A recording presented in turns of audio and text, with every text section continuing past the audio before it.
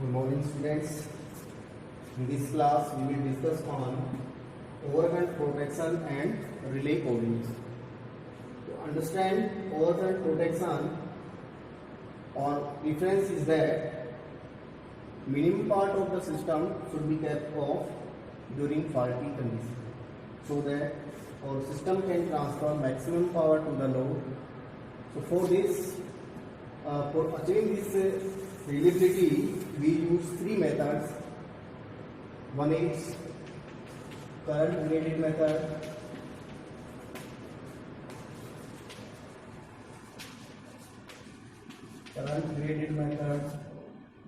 second is time graded method,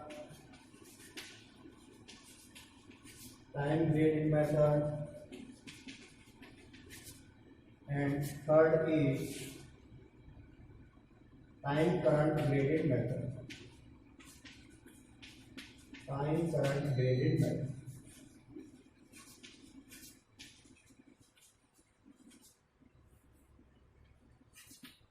So to achieve the reliability of the system, we use three methods for all current protection. One is current graded, second time graded method, and third is time and current graded methods. So to understand these methods, first of all, we use a small part of the system in which there is a generator and the respective bus and different sections, and each section or each substation there is a particular bus of that substation, and for the protection of each part we kept circuit breaker and relay. For part 3, circuit breaker, relay 3. For part 2, circuit breaker and relay 2. For part 1, circuit breaker and relay 1. Now first we discuss about time graded method.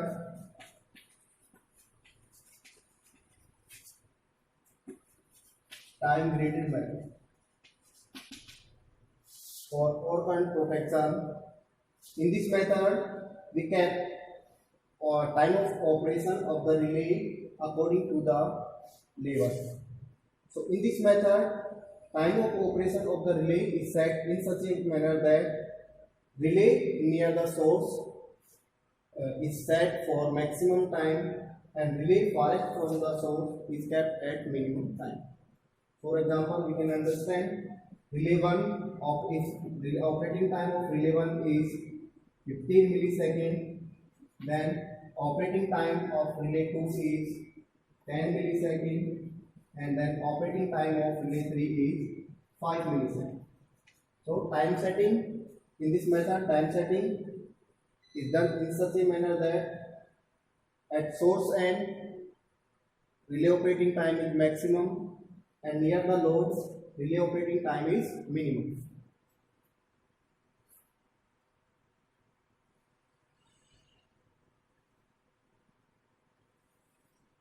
Second is current graded method.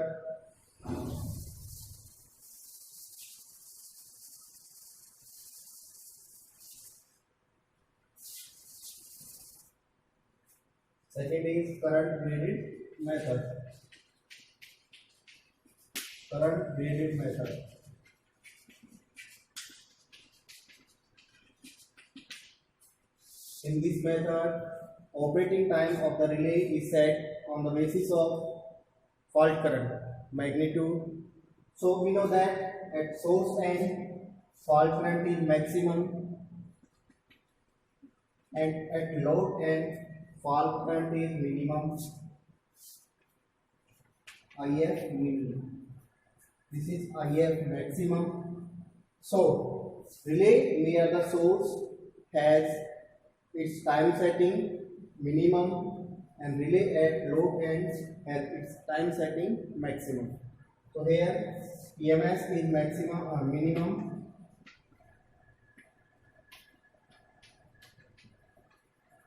or here EMS is maximum.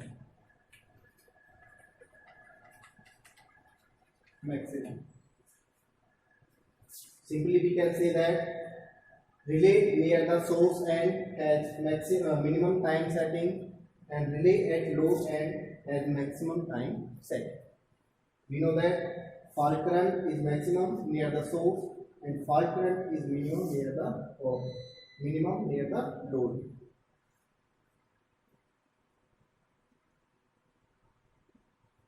Here, if the operating time of relay R3 is suppose 5 millisecond, then operating time of R2 will be 10 millisecond and operating time of R3 will be 15 millisecond. In this way, operating time of the relay increase from source to load side.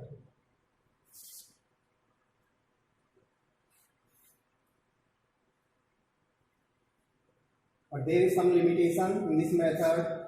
We can set PSM only at 4 blocks. There is 125%, 150%, 175% and 200%. Relay setting consists of only 4 blocks: 125%, 150%, 175% and 200%. So this method of overcurrent protection can be used in a small power system, where number of buses are less.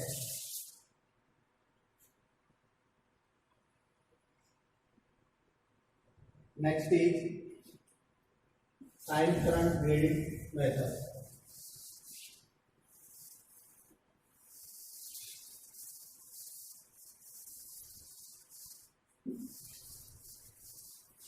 Time current grading method. Time current gradient method. Time current gradient method. In this method, we use both time and current, and this method is based on inverse time characteristic. Means operating time of the relay depends on the fault level. Means if operating current is maximum, operating time of the relay will be minimum. So we can simply this method is based on inverse time characteristic of the relay, where if fault current increases, then operating time of the relay will be minimum, and if fault current is minimum, operating time of the relay will be maximum.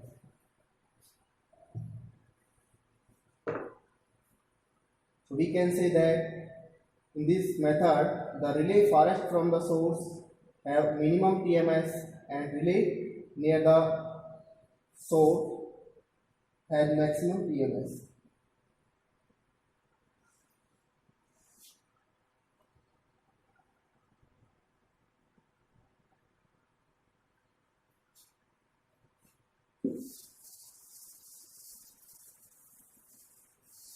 Now, next is relay coordination. Our next topic is relay coordination.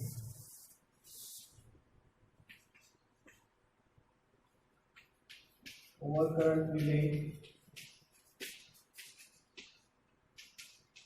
coordination.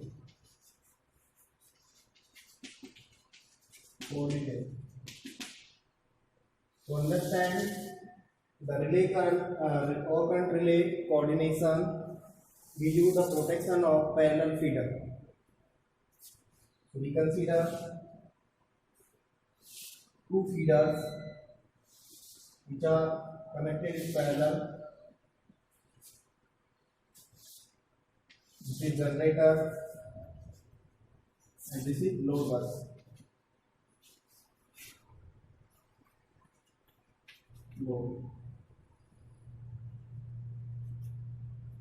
We can say this is load bus, this is generator bus,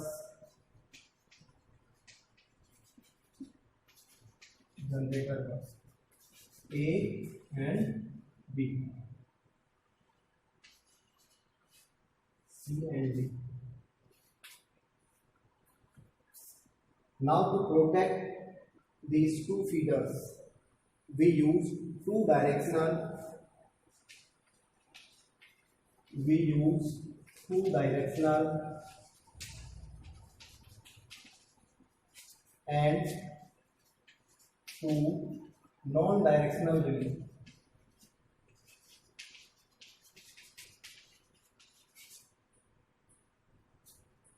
Two non-directional relay. And relay coordination of the relay is set in such a manner that there should be minimum current through the fault, or we can say that minimum part of the system should be kept off so that we can supply maximum power to the load. So near the source or near the load bus we use non-directional relay, and at load end we use directional relay. So there are two non-directional relay and two directional relay named as A, B, C and D. Here A and C are non-directional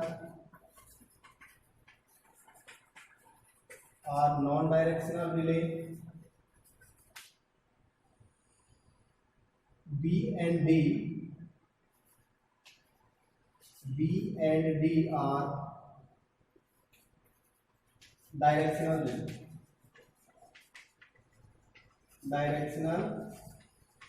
relay. Now we discuss about the working of these relays. Suppose a fault occur in this feeder.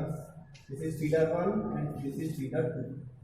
If fault occur in feeder 2 at point F or E, now fault current will flow through from source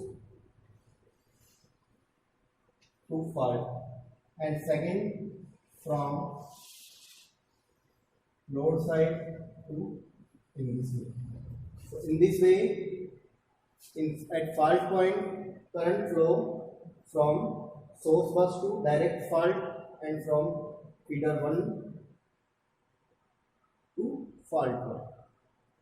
Now we have to isolate this current of feeder 1 in fault condition or fault point.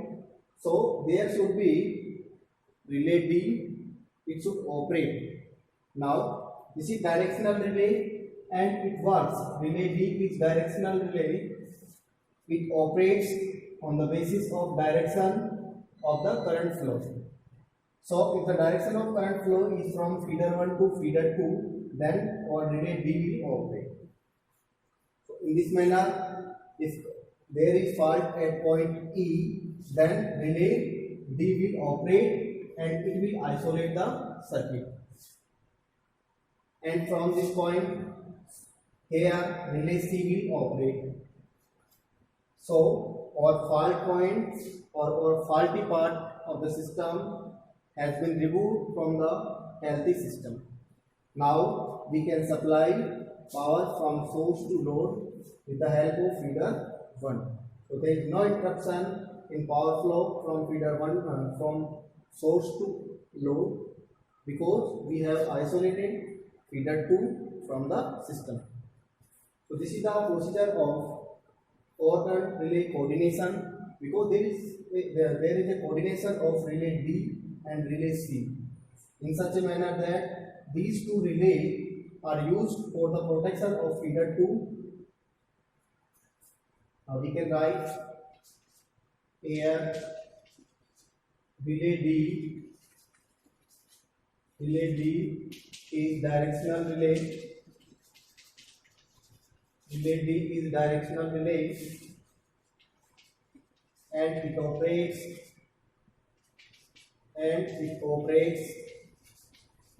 when current flow from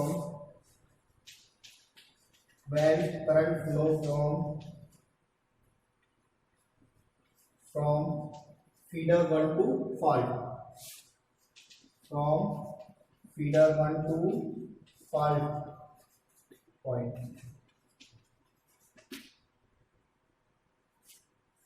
Similarly, relay B, relay C. Relay C is non-directional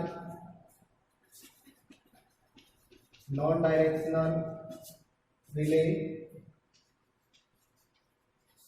It operates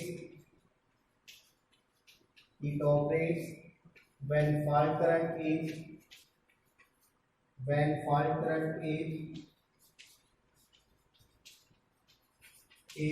greater than relay current setting, greater than relay current setting. In this way, our feeder 2 has been isolated from the system, and our system is now able to supply power from source to load with the help of feeder 1. This is the coordination and power flow in parallel feeder.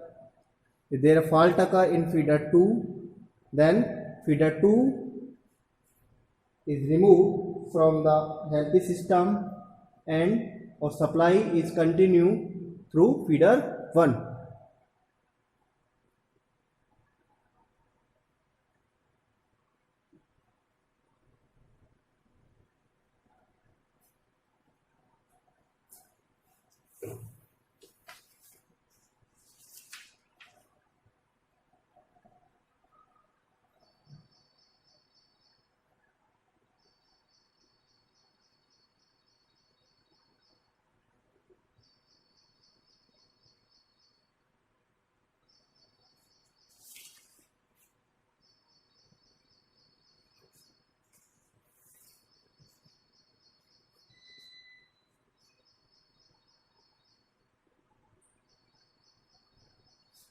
Second, next we take protection of ring main feeder.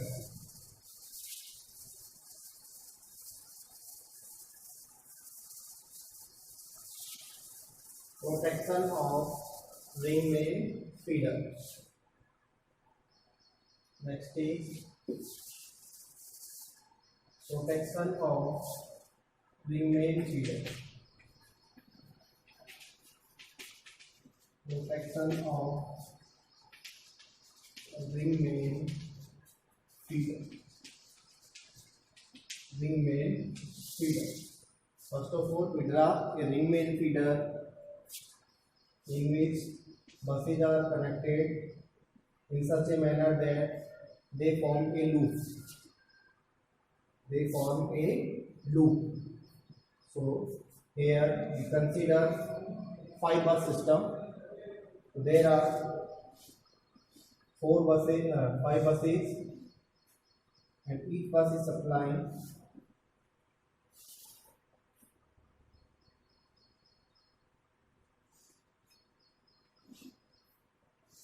this. One is generator bus Z, so we consider this is generator bus, and other 4 buses are load bus,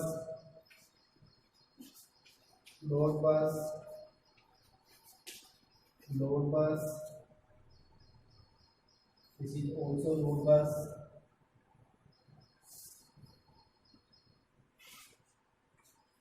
load.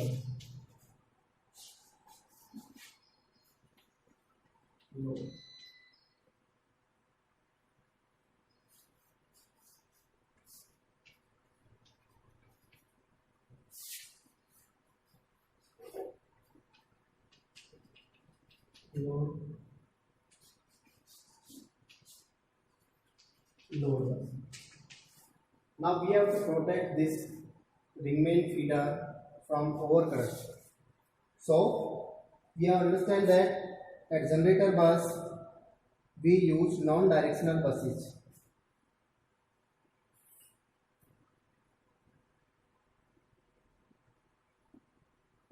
How to protect this overall system?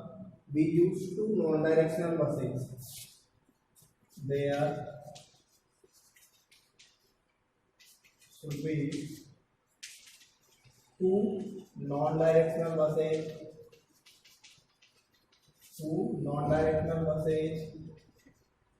and 4 into 2, 8 directional buses.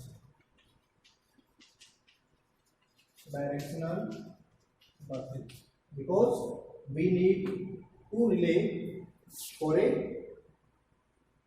bus protection. So here at generator and bus we use non-directional, and here at load bus we use directional relay. There are also directional relay, here also directional relay, and here we also use directional relay.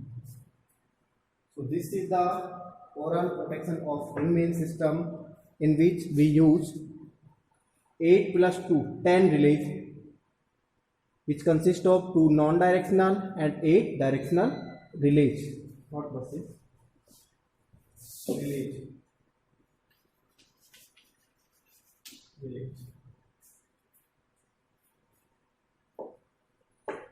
So okay, thank you for today class.